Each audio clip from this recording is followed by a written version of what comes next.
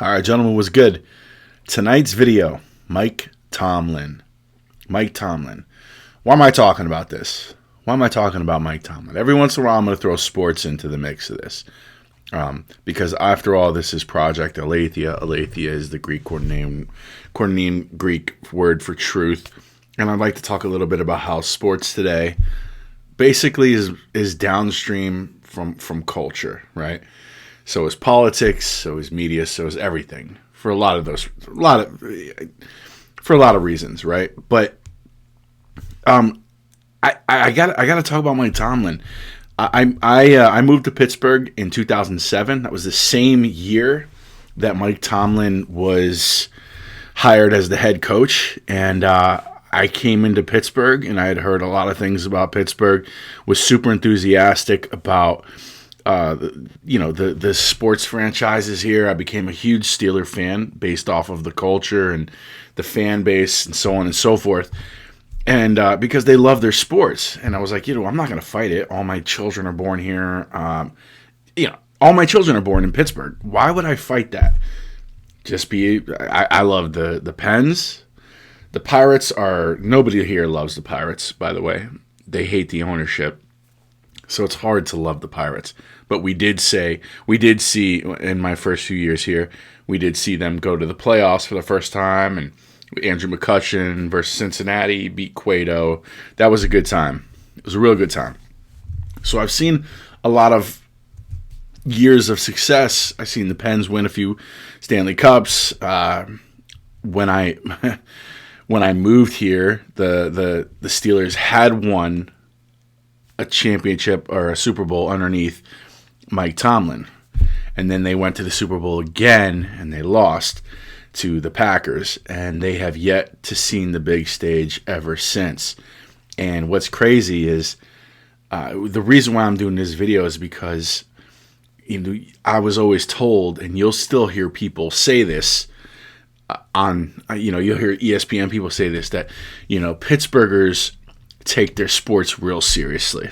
They take their sports super seriously, and they're very critical. Well, I'm here to tell you today that I don't think so. I don't think that at all to be the case. In fact, I think they're really tolerant, and I think that it's a reflection of how these younger generations, people younger than me, and even people older than me, have just decided to accept mediocrity as the new standard. Mike Tomlin has a saying, the standard is the standard.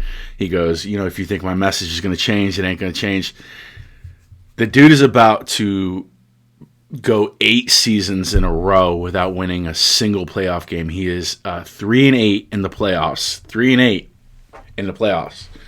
In the last 13 seasons, he has not won a playoff game in 7 seasons, and people here in Pittsburgh will still defend him. Since 2011, 20 other NFL teams have done better in the playoffs than he has. Since I've been here, the Patriots have become the biggest dynasty in NFL. And by the way, give this video a like, please. I love how this thing reminds me to do that. Just, give it a like, please. Give it, if you don't mind. If you don't mind subscribing, just subscribe to my channel. I appreciate it. The more I can reach people, the better. But, man, it's crazy. It's crazy. It's like the mediocrity that we've seen here, that I've seen here in Pittsburgh, it's just a reflection on what I've seen in the greater United States as a whole. We've just accept losing or not. We've just accept not losing as the standard, right? It's like Mike Tomlin has never had a losing season, but he's had 3 seasons where he didn't have a winning season. He's had 5 seasons where he never made the playoffs, and this is somehow applauded by the mainstream media, which is insane to me, which is absolutely insane. And this guy, he's about to lose another game. He's about to lose his 4th game in a row. He's about to be 10-7 going into the playoffs. And he's probably going to lose He'll he'll only win 10 games this year. If he can manage to salvage that, I would be very happy. And I'm going to post this video because I don't care. I hope I'm wrong. I want to be wrong. But he might only win 10 games this year, and that leaves only 2 more years on his contract for him to figure out how he's not going to be the most overrated, statistically speaking, not emotionally speaking, because so many people here in Pittsburgh are emotionally tied to this guy. I don't know why. I think they just have memory that I don't have. I only moved here 2007. I think they have all the memory of like their childhood shit. And the real good coaches that were prior to him, the 2 other ones, and it's just like he's a I mean, you could go on right online, go on YouTube. I mean, there's a guy named Frank something here. He does YouTube videos here in Pittsburgh. He'll tell you about it. Scap Attack will tell you about it. Just go watch their videos. I mean, it's crazy, but my point is that Mike Tomlin represents the acceptance of Pittsburghers, the tolerance that Pittsburghers have with Mike Tomlin represents a greater problem here in the United States, and we've accepted not winning anymore.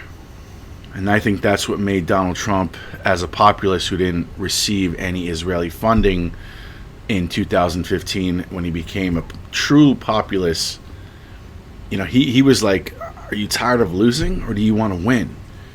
Unfortunately nowadays Donald Trump is in Israel's he's become an Israeli hack, unfortunately. And I'm not very confident about what the next 4 years are going to look like with him, but we'll see what happens. But yeah, man, that's it, dude. Like, Mike Tomlin, Pittsburgh Steelers, it represents the old, It's like Steelers used to be great American franchise, and now we just accept that to be nothing. Just like we accept in our politics and in our culture and in our movies and in our churches, in our academia world, we accept nonsense. It's so fucking awful. So that's all I got to say tonight. I appreciate your time. That's more than I needed. You guys have a great evening. I love you.